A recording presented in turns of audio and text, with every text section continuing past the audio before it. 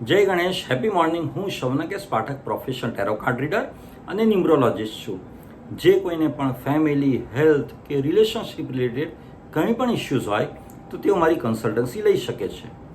મારા જે regular viewers છે તેઓના માટે મારી પાસે એક ઓફર છે કે જે કોઈ પણ મારો કોઈ પણ એક વિડીયો 10 વ્યક્તિઓને કે 10 વોટ્સએપ ગ્રુપમાં શેર કરશે અને તે શેર કર્યાનો સ્ક્રીનશોટ મને વોટ્સએપ કરશે તો તેમના કોઈ પણ એક પ્રશ્નનો જવાબ હું ચોક્કસપણે અને સોલ્યુશન ચોક્કસપણે હું આપીશ.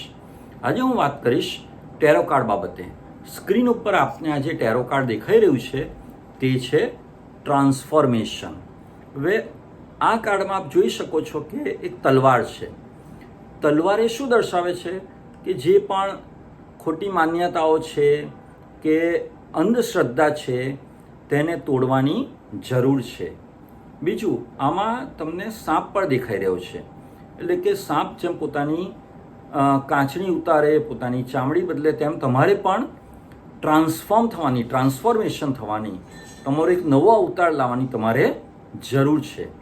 આમાં આ કાર્ડમાં તમને અમુક ચેન એટલે સાંકળો પણ દેખાશે. એટલે કે તમારે તમારી આજુબાજુ જે બંધન કરતા છે, તમને લાગે છે કે આ તમને બાંધી રહ્યું છે, સાંકળમાં જકડી રહ્યું છે, તે બધી બંધન કરતા પરિસ્થિતિઓને તમારે તોડી અને બહાર નીકળવાની જરૂર છે. યંગ યાંગ જે બતાવે છે એ ડ્યુઆલિટી બતાવે છે. એટલે કે તમારો એક બીજો અવતાર આવી રહ્યો છે. સાથે સાથે નીચે જુઓ, એક વ્યક્તિ આમ સૂતેલું હોય તેવું દેખાય છે. એટલે કે તમારે તમારા અંતરાત્માનો અવાજ સાંભળવાની જરૂર છે. અને હવે એ સમય આવી ગયો છે કે તમારે ચેન્જ થવાની, ટ્રાન્સફોર્મેશન થવાની જરૂર છે. અને જે કંઈ પણ જિંદગીની હકીકત છે તેનાથી વાકેફ થઈ અને તે પરિસ્થિતિનો સામનો કરવાની જરૂર છે. તમને જો દેખાય છે કે બંને ભુજાઓ, બંને હાથ એકદમ ખુલ્લા છે. એટલે કે જે કંઈ પણ પરિસ્થિતિ આવશે તેને સ્વીકારવા માટે તમે સજ્જ છો અને તમે તૈયાર છો. એટલે આ સમય શેના માટેનો છે કે અમુક જે વિકટ પરિસ્થિતિઓ છે તેને લેટ ગો કરવાનો સમય છે. તમારી પોતાની જાતને ટ્રાન્સફોર્મ એટલે કે ચેન્જ કરવાનો સમય છે.